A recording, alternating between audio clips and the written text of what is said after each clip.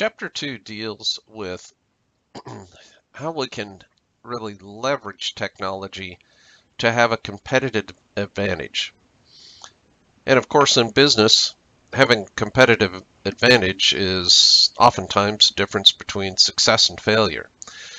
So let's look at a few ways that we can do things better than the competition.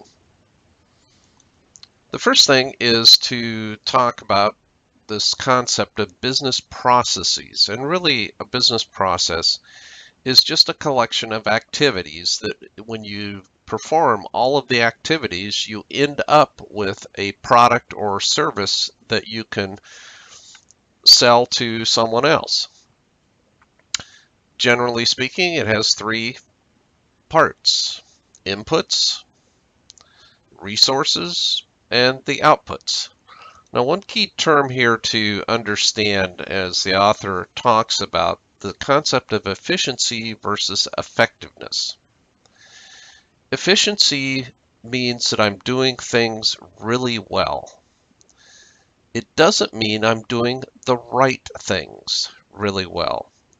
Effectiveness, on the other hand, focuses on doing things that matter, that are important to the process, to the business, to the customer.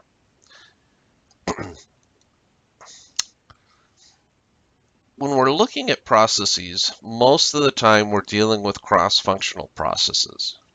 No single group is responsible for all the steps in the process.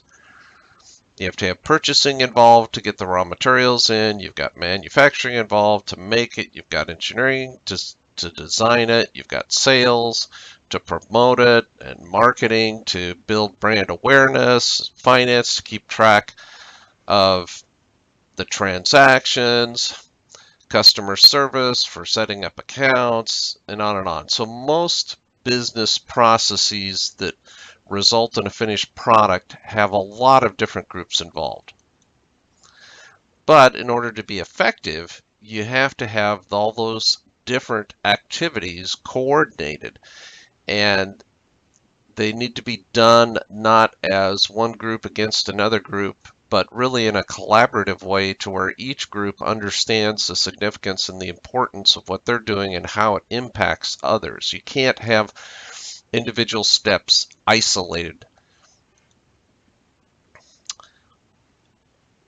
Okay, and as I mentioned, procurement is really involved in a lot of the cross-functional processes, but let's take an example that the author provides in the book of a simple task of purchasing an airline ticket. So as you can see, what's shown here is a series of steps that need to be performed in order to get the end result to get a ticket on the particular flight that you want. This is a very simplistic process map. Flowcharts are often used for this activity to map out and say what are all the individual steps and activities that need to occur in order to produce the end result we want.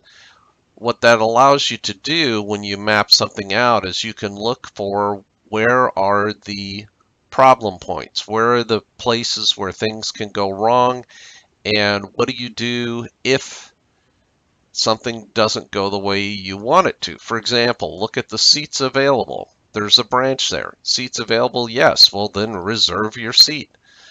No. Well, then you have to let the traveler know, sorry, but there's no seats available. So you have to think about those decision points when something doesn't go the way the ideal flow would go. What happens then? Now, IS is very important in three main areas when we're talking about business processes. And we'll talk about each of these individually going on the next slides. So first, executing the process. The way that our information system and our IT department can help us with that, very simple on the first one, is you let employees know when it's time to complete a task. There's a group of software we'll talk a little bit more about in a later chapter called workflow software, where you can establish the flow, the process flow we just looked at, and so you can set it up so that when the process reaches a certain step, it sends out a notification to a group of employees and says, okay, you have this amount of time to complete your task.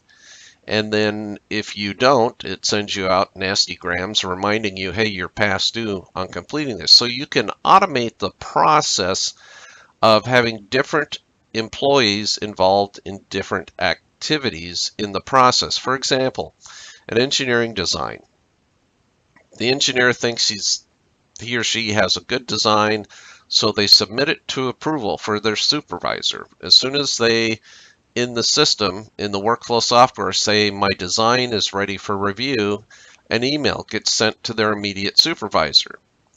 And let's assume in our system we've allowed 4 hours for that. So the supervisor gets notified of that, and then within 4 hours either rejects it back to the employee or passes it on to their boss for approval. And because the higher up you go with bosses, the more busy they are, let's say, then this next step, they're allowed 1 day to review it before going. So our information system can really help that whole system, and it gives us a snapshot. That engineer design at any point in time, he can log into the workflow software and see where is it in the approval process. In some systems, you may have to go through 6, 7, 8 levels, steps of approval on a design because you've got regulatory issues, environmental issues, cost analysis. There's a lot of different approval steps required sometimes. And so having a system that's automated really assists you in doing that. The system can provide you the required data that you need. So if this new design obsoletes a previous design, you might need to pull up and say how much unique inventory. So individual components that were used on the old design but not on the new design, how much of that do we have on the shelf that we would end up having to scrap over time? And of course, as I already outlined, it can really help you and assist you in getting the task completed by having those specific notifications going out to the team or individuals responsible for the next step, and providing the project lead, whoever's responsible for the overall performance, to be able to know at any given time where everyone is in the process. Another thing that IS systems assist us with is capturing and storing the process data. So now that we have, let's say, a manufacturing process, so it can tell us, and we're generating this information, what date, what time a specific product model was built, how many did we build them. We can then going on to setting up a new customer account. We have addresses, names, employee actions. We've got the component costs are coming in. There's all kinds of data that is coming in from these various different processes, and IS is able to capture and store that process data so that we can access it later on if necessary. A key way to think of this is when you have a product recall. This past fall, there was a product recall on lettuce.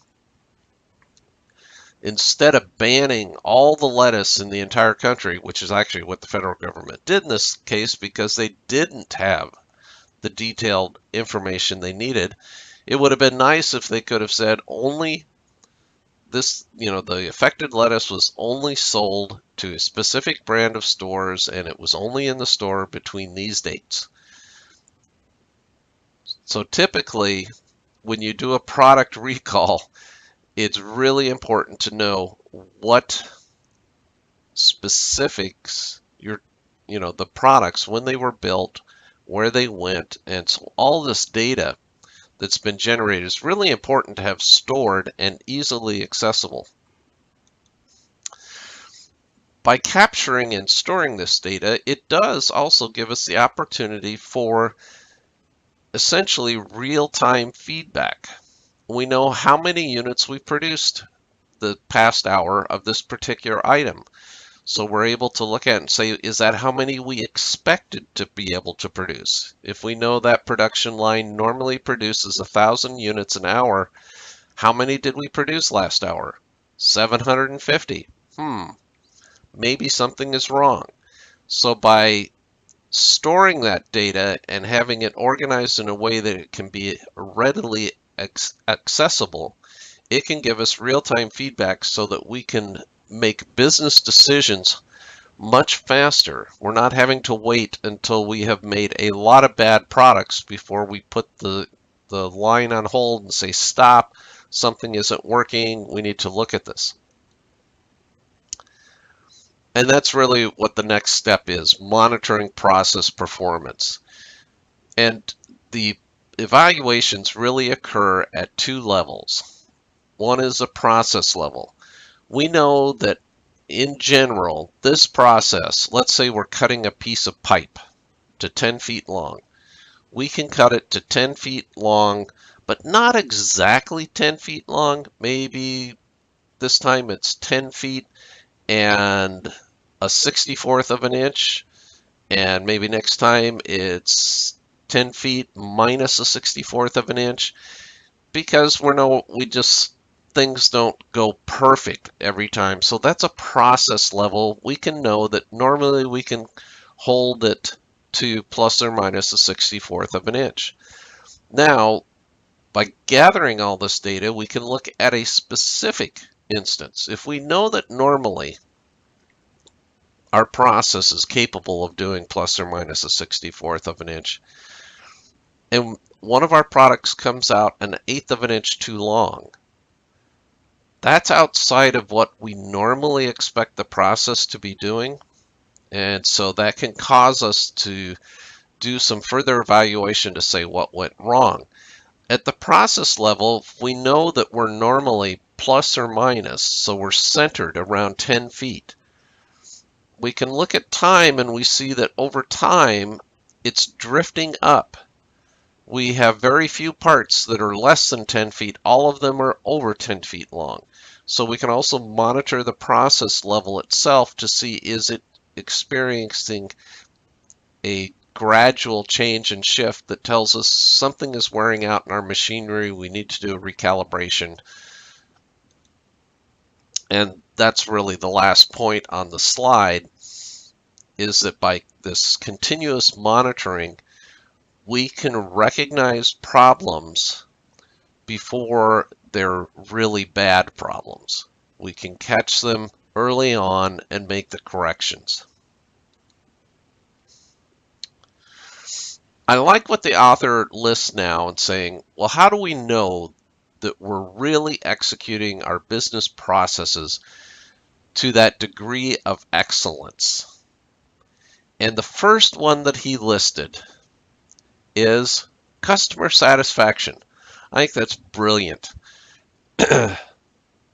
How well we're doing as a company is not how well my quality department says we're doing. It's not how well my sales manager says we're doing. It's not how well the CEO says we're doing it. It's how well our customers say we're doing it. The customers are the ultimate ones that tell us whether we're doing a good or a bad job.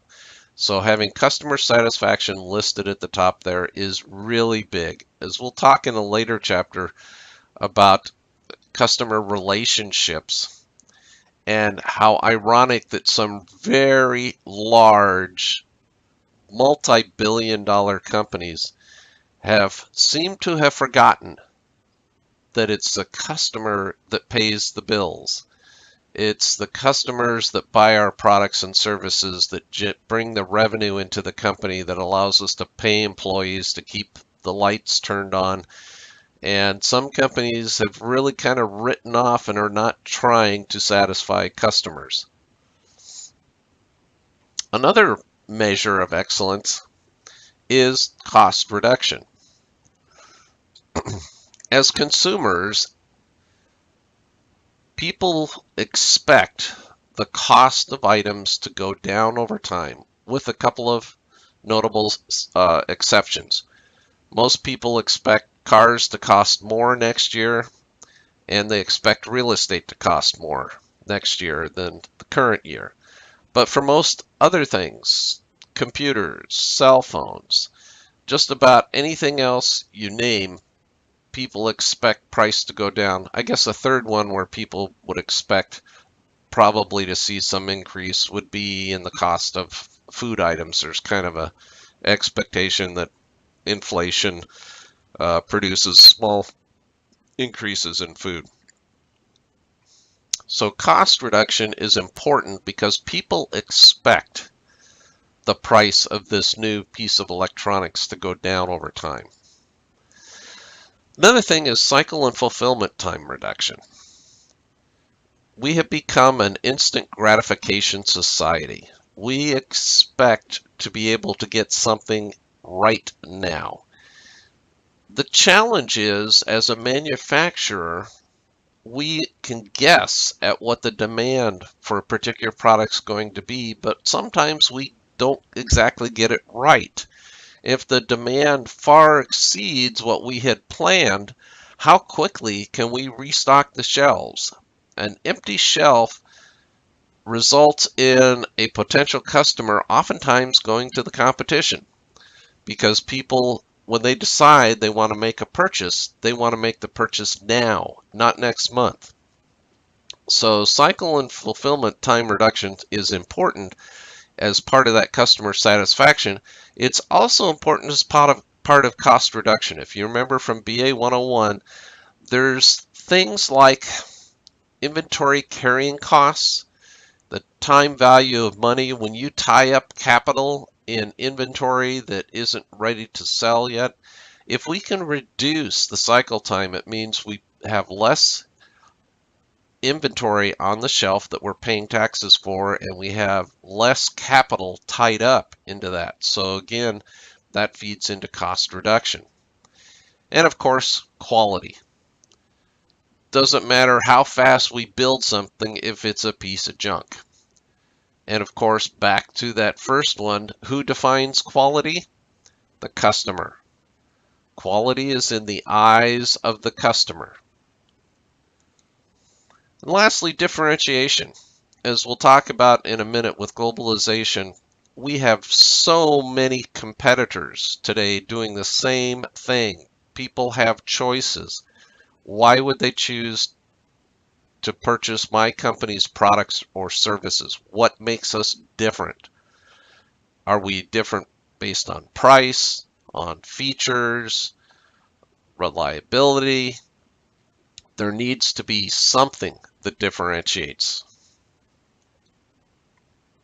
And lastly, the author mentions productivity.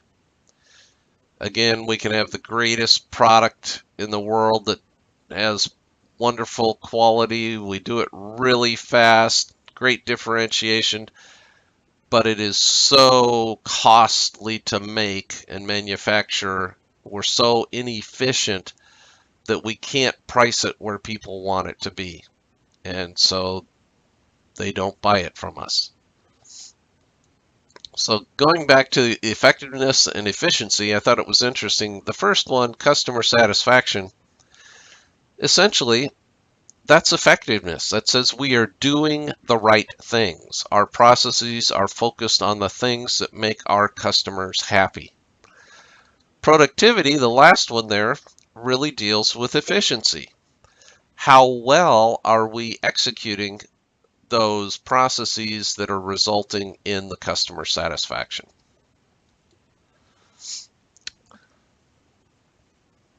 Most businesses have room for improvement. In fact, I would venture to say that all businesses, there is always something that can be improved. So when we're talking about a business process and we want to make improvements, there's two approaches to it. The first one here is re-engineering. And this is where you completely redesign a process. And the operative word there is radical redesign. So this is something we've never done it that way before. We never tried it. This is break out of the box. In fact, one way to think of this is called a clean slate approach. So it'd be, we get a group of people in a room and say, okay, imagine we're venture capitalists. We're going to set up a brand new company making products, for the industry that we're in. How would we do it? So we don't have an existing factory. We don't have we're not located in a specific country. We don't, what would it look like if we were building something brand new from the ground up and we had all the resources we need to do? That's a clean slate approach. We're not limited by any existing product lines, locations, and so forth.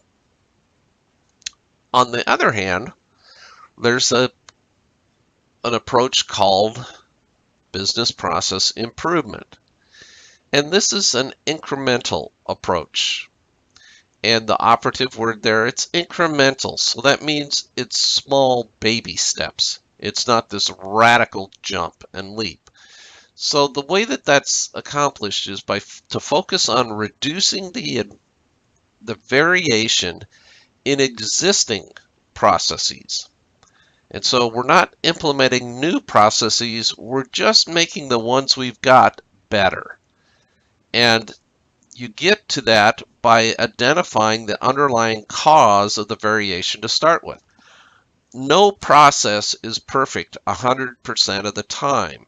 Every process has some normal variation that is just there all the time. And so when you understand what is the underlying cause of that variation, then you can look at and say, could we do anything to reduce that particular factor so that the underlying variation gets smaller? And then that results in improvements. We have fewer scrap, or we can produce more units, we can do it faster, and all of that translates into a better product for our customer. To accomplish that, Six Sigma is a very common tool that's used for that. If you're not familiar with statistics, Sigma is a statistical term that measures or quantifies the amount of variation that normally occurs in a particular process. And what's usually referred to when you hear someone say, well, we can, well, for example, in the political things, they'll do a survey and try, and come up with how they think people are going to vote. And they're going to say, that'd be 40% with a margin of error of plus or minus 3%. That's what they're talking about. They're saying that they know that their polling process doesn't nail it directly. They don't get it 100% right, but they say, but it usually it's going to be either 3% higher or 3% lower. It's going to be somewhere within that range.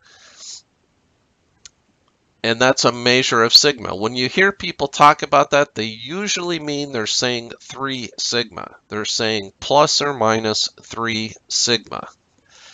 And 3 sigma translates to roughly, it says that 95% of the time your process is working correctly. But what that means is also that 5% of the time it's not working correctly, which means you result in 1 in 20 are bad. In the semiconductor industry, you have hundreds of thousands of individual transistors built onto a chip. You can't afford to have 5% of those 100,000 transistors bad, because you'll have too many bad chips. So one of the first implementers of Six Sigma was Motorola, and they really championed it. And we'll talk a little bit more about that in class. But basically, Six Sigma, when you have a Six Sigma process, it says that 99.99966% of the time things are good, which means only 1 out of 294,000 parts are bad. That's a pretty robust process that produces what it is intended to produce that consistently, that regularly. And by the way, if you ever get a chance to get Six Sigma training at your business organization, take it. It's a nice thing to have on your resume to say that you've been certified in Six Sigma. So the author then talks about if you're going to do a business process improvement, what are the basic phases? And I like the first one. It's define. It's just to say, what is our current processes? Let's make sure we have documented exactly what we're doing today so that we know exactly what currently we're doing. You're not trying to make any changes. You're not trying to second guess where the issues might be. You're just saying, let's make sure we have an accurate picture of our current method of doing things. Then, once you have that, then start taking some measurements. Look at your definition of your process and identify where are the points where you can measure something, you can gather data. Things like how long did it take to go from the start to the finish of that particular machine before it went on to the next step to go to that machine. What are the different things that you can measure and then put in place measurements to be able to gather that data? And after you've gathered the data for a period of time, then start analyzing it. Does the data make sense? When you're looking at it, saying, boy, I was really expecting that we would get a lot more parts through that machine. It's taking a long time to get the parts through the machine. Maybe we need to look at that particular machine because it's the bottleneck. It's slowing the entire process down. What can we do to that? So you start looking at the data that you have gathered to determine where should we focus our efforts. Once you have identified that and saying by putting in these changes, it should improve things, we should see the cycle times go down, whatever the metrics are you're measuring, you implement those, and then you monitor that. Are we getting the results that we expected to get based on those changes that we put in place? If not, well, you need to go back to the beginning, gather more measurements, do some analysis, look at it, investigate it, but it's key there that you need to validate the changes that you made produce the results that you intended. So in summary, this the author has a chart that kind of shows the differences between the two approaches to improving your business processes. With BPI, it's low risk, low cost, because what you're doing is you're just fine-tuning existing processes. The downside is, because you're just fine-tuning, it will give you some improvement, but it's not going to be huge. Incremental is nice, but if you're looking for big improvements, BPI is probably not going to take you there. BPR, on the other hand, is high risk and high cost because we're going to do things differently than we've ever done before. And because we've never done it before, it could fail. We have no guarantees that it will actually do what we're expecting it to do. Consequently, there's a high failure rate with BPR projects. But the potential for revolutionary improvement is there. Think of the iPhone. When Steve Jobs launched the iPhone, there was no precedent. There was no smartphone like the iPhone. Nobody knew for certain. Would it take off? Would people actually embrace it? No, I'm sure they did some market studies and some test markets, focus groups. But until you actually get out and do it, you don't know for sure. It was a big risk, a big gamble, but it paid off with a huge, improvement to Apple. Basically, it saved Apple as a company. Without the iPhone, there wouldn't be an Apple today. They would have gone under a long time ago. Now let's talk a little bit about business pressures. There's a number of things that are putting pressure on businesses, and how can our IT and IS systems assist us there? We have market pressures, we have technology pressures, society, legal, political issues. So let's look at each of those. With the market pressures, one of the big ones is globalization. Even if you're a small business, you are competing in a global market. The internet, Amazon, and other tools have made it to where even a small company located halfway around the world can compete against larger companies located, somewhere else. So we have to realize that we are in a global economy, a global marketplace with global competitors. And yes, that does create problems because we've got to deal with different economic norms around the world, social and cultural issues.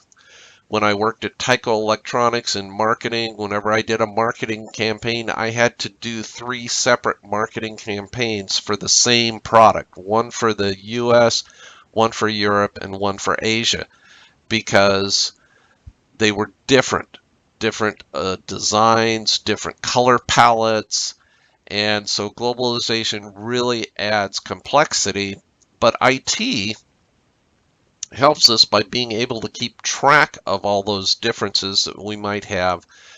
Different specifications. In the US, we need something to be UL approved. In Europe, it's a different approval thing. It needs to have a CE mark. And so keeping track of all those different requirements, IT can really help us in that. Another area is the changing nature of the workforce. On a global basis, and in particular when we get outside of the United States and Europe, the workforce is changing. It's becoming much more diversified. And in particular, it's that last one, people with disability. It's a very different workforce. We have to deal with all of those and the cultural elements, everything that's associated around that. One thing that I really like is that the technology is enabling employees to work remotely. You can essentially do your job anywhere in the world today, a lot of positions. Now, some you obviously can't. If you're a manufacturing person, you have to have hands-on, you have to be physically there. But in the past, if there was a really talented person we wanted to have, and they lived on the East Coast and we're on the West Coast, we would have to pay them to relocate, to take them away from their family and friends in the East Coast, convince them it's worth coming all the way out to the West Coast to work for us. Not so today. Today, if that person is really talented, and if the specific job we're wanting them to do lends itself to it, like an engineer, design person, marketing person, there's no reason they can't stay in their hometown where they're located without having to pack up and move. We can take advantage of that and tap into that. Powerful customers. This is a big deal to business now.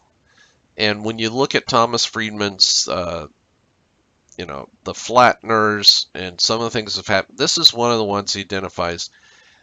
It used to be that businesses told us what products we needed to have. Now customers are really driving the ship, as it should have been all along. Customers get to say what companies should be developing and producing, and they have a powerful vote.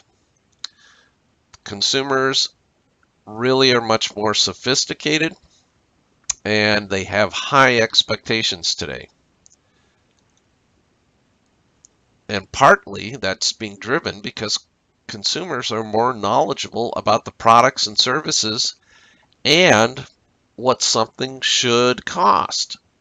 Price shopping, price comparisons. Amazon has been a huge game changer in that area. So for example, I was looking for a laptop this past year, and I took this off of the Amazon site. I was looking at this Acer notebook. And what if you notice there, next to the stars, 2,786 customer reviews. So I don't have to rely on my own judgment and wisdom. I can look and see what 2,700 other people thought about this laptop. So if the laptop is a dog, if it's not very good, the Acer salesman can't pull the wool over my eyes, because I look at it and say, but the reviews don't support that. And so consumers really have access to all this wealth of information, and so we really have to cater to those customers and understand how important they are, and we can't just take them for granted. And that really feeds into this concept of customer relationship management.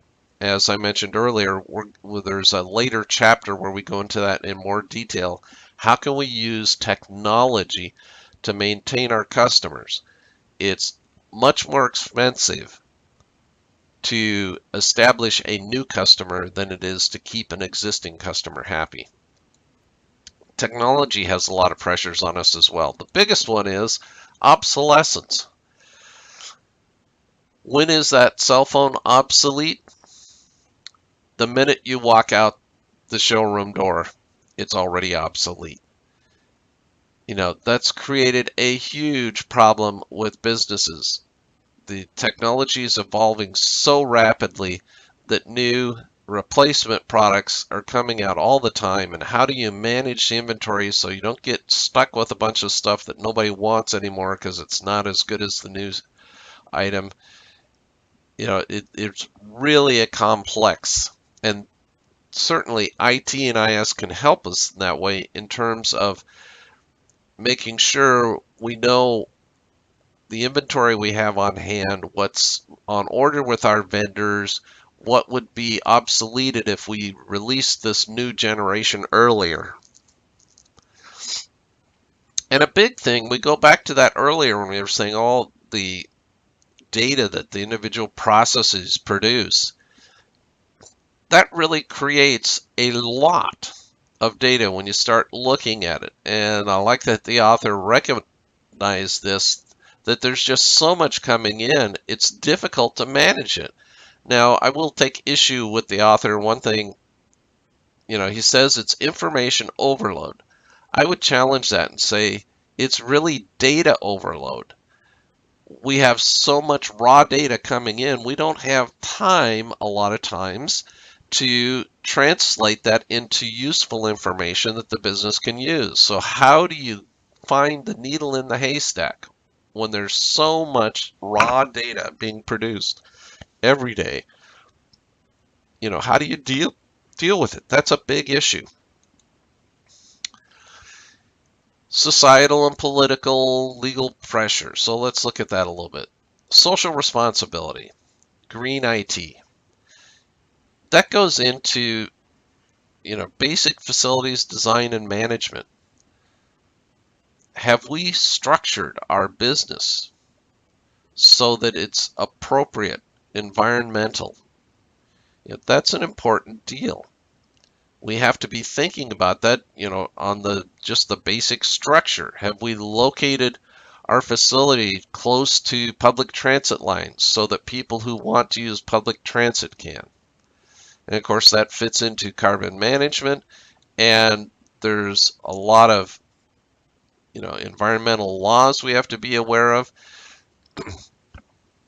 If you've ever been to Intel out in Hillsboro, if you go out there, it's a really nice, pretty campus. I mean, it looks like a park. There's trees and grass, and it's just gorgeous out there. Intel, in their manufacturing process, uses some of the most deadly, caustic, hazardous chemicals known to man. But you wouldn't know it by looking at that site, because they really take their environmental responsibility seriously, and they deal with those toxic chemicals in a very responsible environmental way. Energy management. A couple of the campuses at PCC have been LEED certified, and LEED is a certification program that you have to meet all these different criteria on energy efficiency, that you're not wasting energy, that you're using the least amount of energy possible. And that's an important thing with businesses, that we think, what can we do to reduce our total energy consumption? One problem that we do have from technology, though, is e-waste. So the fact that we have a new, improved, better computer, hey, that's great. That will help us with the manufacturing process. Okay, but what do you do with the old one? E-waste is a real issue, and we'll watch a video about that in the classroom session of the real problem that our rapidly changing technology creates from an e-waste standpoint. And then another issue is this concept of digital divide.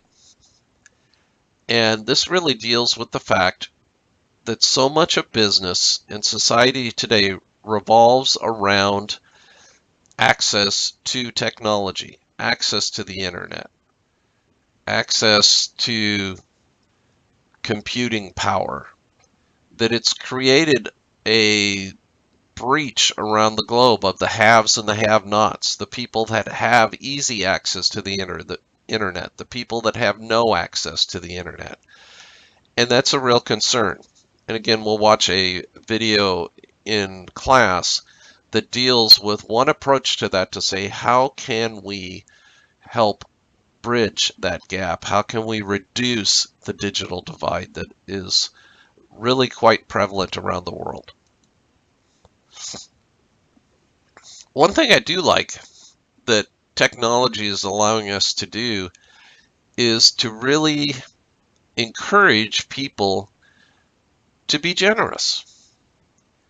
And there are a number of organizations out there that make it quite easy for individuals to make small contributions to really worthy activities, organizations. It's great. The one caveat I'll give you, though, is make sure you understand how efficient that organization is in using your funds. There's a organization called Charity Navigator that ranks all the different charity organizations as to how much money they spend on overhead and fundraising versus how much money goes to the specific ministry of that particular organization. So make sure you know that they're being effective in using your funds. And also another caveat, social fundraising like GoFundMe, there are really no currently legislation, rules around it. Anybody can create a GoFundMe account and they can lie. This is what they're going to use it for. So you have to really research that and make sure that the person who is asking for the money is really going to use the money for what they say they're going to. There's been quite a few cases of fraud with the online, giving fundraising sites going on, and it's a challenge for right now. It's a great idea, but just understand We don't have, the legislation hasn't caught up to this technology yet.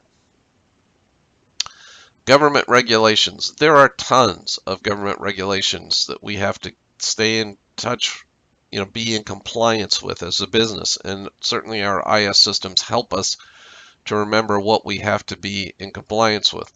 One in particular, Sarbanes-Oxley, that refers to the financial accounting and what we have to do with that and what things have to be in place for that. Another one that's really important to business is the HIPAA laws. And this really addresses a lot of it is your medical information is supposed to be private to you and your doctor. You're supposed to have privacy with that information. And that also flows into one that you should all be aware of, FERPA, which says that you as a student have access to your school records, but no one else does unless you give permission. So your parent, significant other cannot contact me as an instructor and say, how are they doing in class? Have they been coming to class? Or are they skipping class? I am not allowed to share your information with anyone unless you give me written permission to do that. Minor exception on that is for school counselors and things like that, that your information can be shared with, but otherwise family members, friends, employers can't access your educational information without you giving permission. A big challenge we have, and we'll actually talk about in a later chapter in more detail, is what is right, what is wrong in business. There's not a universal definition of right and wrong that is universally held around the entire world. Some of the issues that come up with involve information processing activities. Certainly in the elections from a couple of years ago, Facebook has come under a lot of flack for taking some of the information that they had and letting some others use it for targeted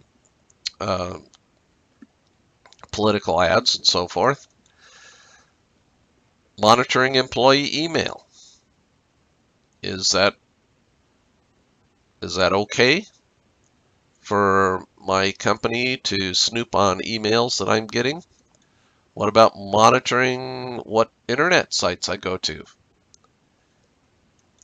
Another issue, we have the privacy of customer data. This is kind of where Facebook got into trouble, and that they were saying no, that they could do what they wanted to with the data. And people are saying no, they don't agree with that. And in fact, Congress and others are saying, yeah, that's not something they should be able to do.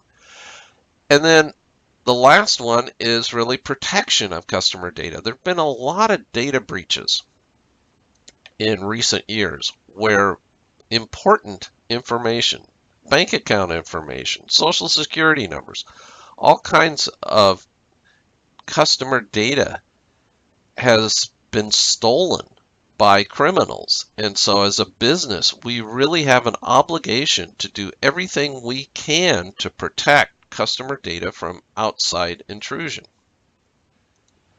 Okay, pause in the Chapter 2 discussion. Here's the password for the quiz. Make sure you write it down. Filter bubble, no spaces, capital F, capital B.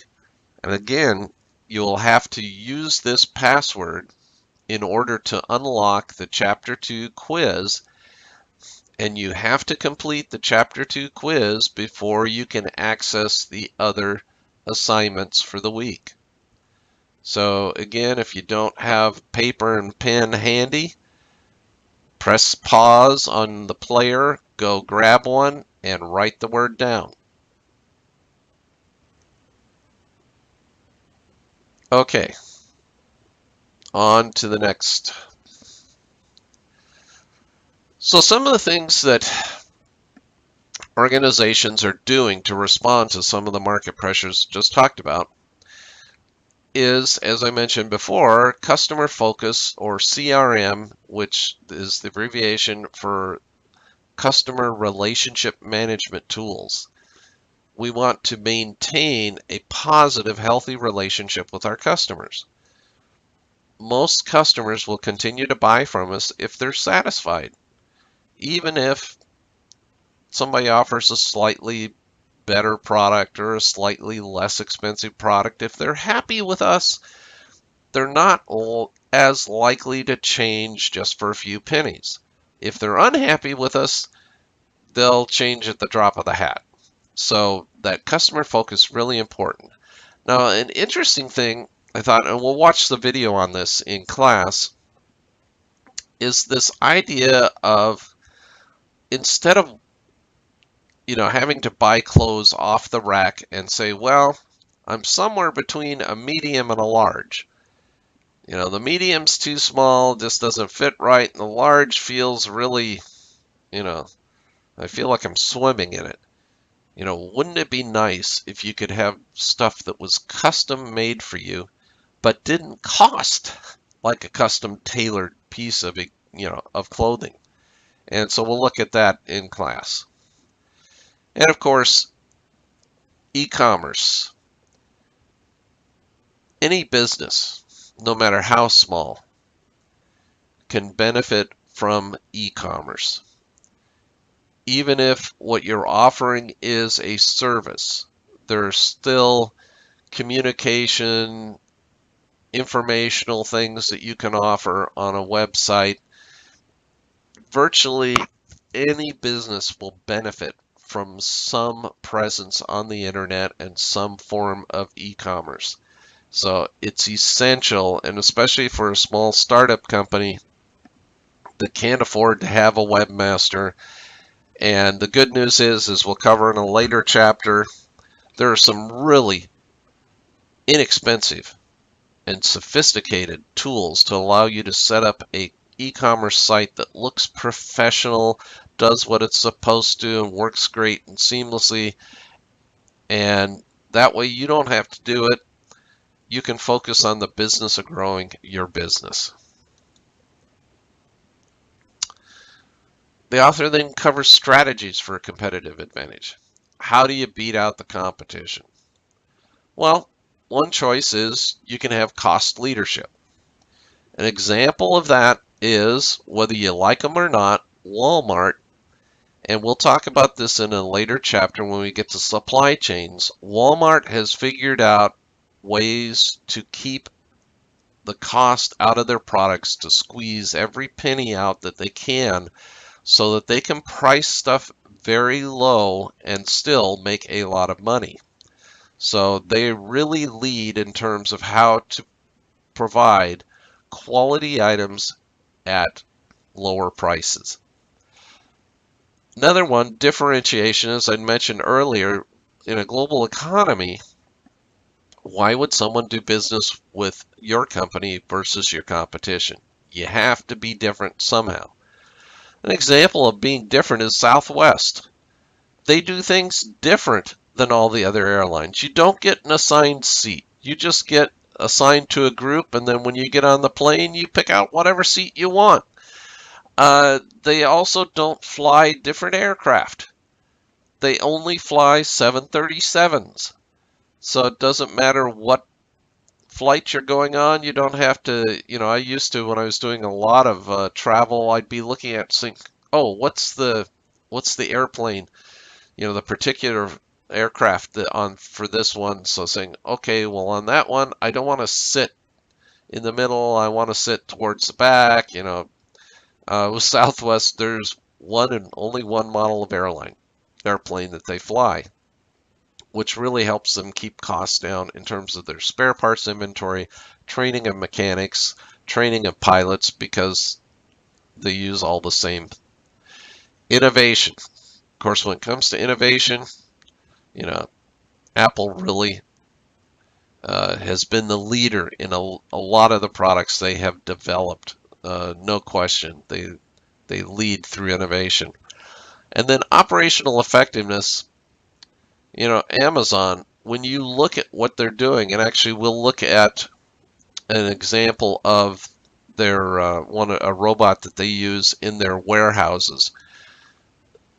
The things that they do to really be effective in their operations, to really be not only effective but efficient in everything they do. Amazon's a great example, and also with the last point, customer orientation with Amazon. I love the fact I place an order with Amazon, I get an immediate email or text, thank you for your order. As soon as it ships, I get another notification it is shipped, it's in process, expected, and returns with Amazon are so easy. On some items, as soon as I say I am going to return it, they credit me. They say as long as it shows up in their facility within 30 days, everything is fine. And, they just make life really easy to deal with. And that really, like I said, of all the ones listed, the author has for competitive advantage, that customer orientation, customer focus. To me, that's the key. When you're customer focused, you will be successful, because being customer focused will force you to drive the improvements you need in your organization to provide the customer what they want at the price they want, in the variations, the sizes, and the colors that they want. It will drive you to be excellent in what you do. And there you have Chapter 2. Look forward to discussing further Chapter 2 with you in the class.